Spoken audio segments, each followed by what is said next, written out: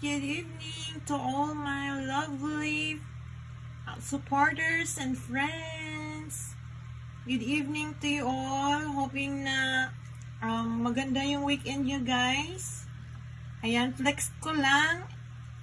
Hindi naman sa nagmamayabang, shinare ko lang. Hindi rin ako magaling magluto. Pero sharing ko lang yung aking dinner for tonight. Dahil malamig na ang panahon. Ayan. Sabaw-sabaw tayo kahit papano. Hindi ako magaling magluto guys. Pero, mga patsyam to na luto. Ayan.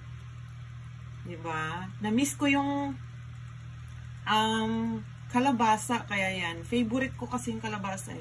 Yan. With matching sabaw tayo. Kasi malamig na yung panahon. Para sa mga walang kayakap dyan, idaan na lang natin sa sabaw-sabaw. Yeah. That's all, guys. Ayan lang. Update lang tayo. And flex ko lang ng aking dinner. Yummy dinner. Thank you so much. Hope nag-enjoy lahat. Kumakain ng masarap with the family and loved ones.